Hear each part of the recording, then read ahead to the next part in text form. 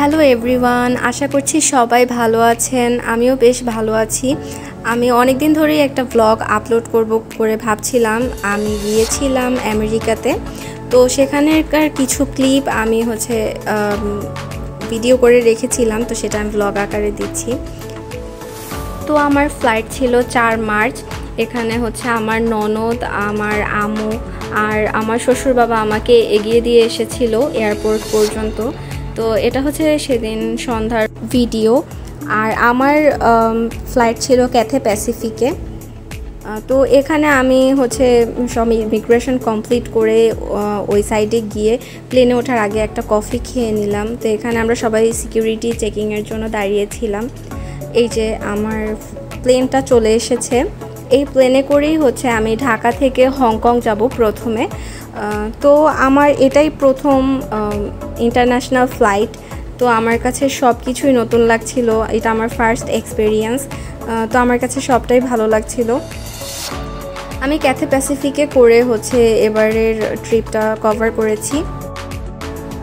তো কিছুক্ষণ পরেই আমাদের বোর্ডিং শুরু হয়ে যায়। আর আমি এখানে একটা লম্বা ঘুম দিয়েছিলাম। ঘুম দেওয়ার পর দেখলাম তারা স্ন্যাক্স নিয়ে এসেছে। তো এখানে আমাকে দিয়েছিল একটা স্যান্ডউইচ। আর প্লেনের খাবার তো বরাবরই খারাপ, যতবারই খেয়েছি ততবারই আমার কাছে খুবই বাজে লেগেছে।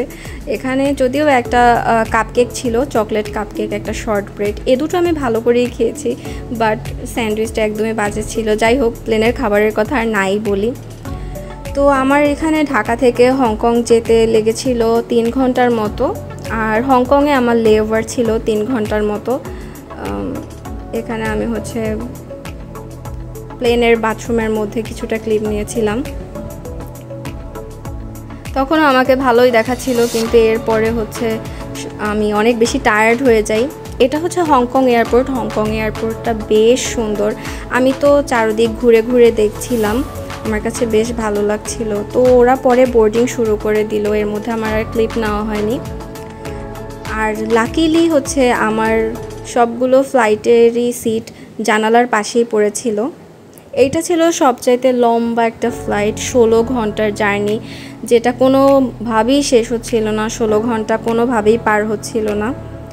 এখানে আপনার ফ্লাইটের মধ্যে খাওয়া ছাড়া আসলে আর কোনো কাজ নেই, খাওয়া আর ঘুম।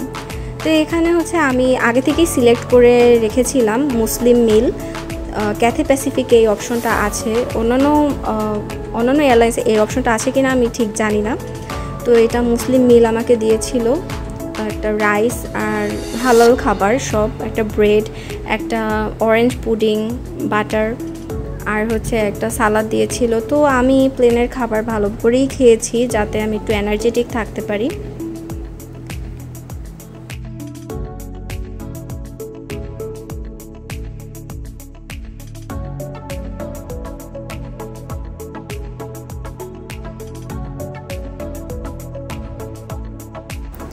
লাঞ্চ আর ডিনারের মধ্যে ওরা একটা স্ন্যাক্স দেয়। তো এখানে দিয়েছিল একটা অ্যাপল পাই, এটা খেতে বেশ মজা ছিল।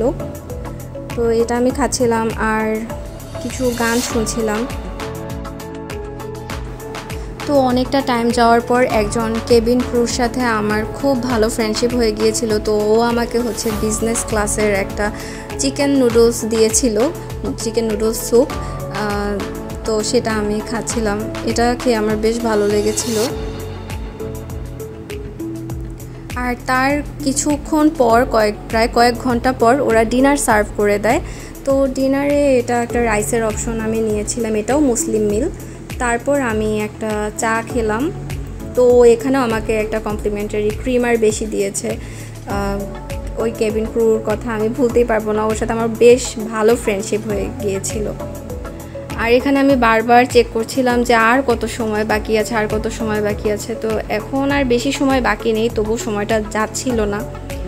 আর আমার ভালোই ঘুম হয়েছিল, তো এই জন্য আমার অত বেশি টায়ার্ড লাগছিল না। বাট আমি বারবার টাইম চেক করছিলাম, এই যে এখানে আর 54 মিনিট বাকি আছে। তো কিছুক্ষণ পর জানালা খুলে আমি দেখলাম এখানে পাহাড় আর পাহাড়, তার উপর স্নো জমে আছে, দেখে একদম আইসক্রিমের মতো লাগছিল। তখন প্রায় সকাল হয়ে গিয়েছিল। আর এবার প্রচণ্ড টার্বুলেন্স হচ্ছিল, আমার অনেক বেশি খারাপ লাগছিল, অনেক বেশি ভয়ও লাগছিল। আর এই তো কিছুক্ষণের মধ্যে আমি নিউ ইয়র্কের উপরে চলে আসছি। তো উপর থেকে নিউ ইয়র্ক শহরটা দেখছিলাম, তেমন আহামরি কিছু লাগছিল না, তারপরও বেশ ভালো ফিলিংস হচ্ছিল, যেহেতু প্রথমবার আমি এখানে আসলাম, আমেরিকাতে আসলাম, আর প্রথম ইন্টারন্যাশনাল ফ্লাইট। সো সবটাই আমার জন্য নতুন। আর মাত্র 7 মিনিট বাকি আছে, তারপরে আমি হচ্ছে নিউ ইয়র্কে ল্যান্ড করব। তো নিউ ইয়র্ক এয়ারপোর্টটা বেশ বড়। এখানে হচ্ছে টার্মিনাল 8-এ আমাকে নামিয়ে দিয়েছিল, তো টার্মিনাল 4-এ আমাকে যেতে হতো। এখানে আমি এয়ার ট্রেন নিয়েছিলাম, আর আমার কাছে 2টো লাগেজ ছিল। তো এখানে আমার অনেক কষ্ট হচ্ছিল এগুলোকে ক্যারি করে নিয়ে যেতে। আমার একটা ডোমেস্টিক ফ্লাইট ছিল এরপরও। তো আমার ইন টোটাল এখানে ফ্লাইট ছিল 22 আওয়ার্সের, তার উপর আবার আমার হচ্ছে নিউ ইয়র্ক টু অরল্যান্ডো যেতে হতো।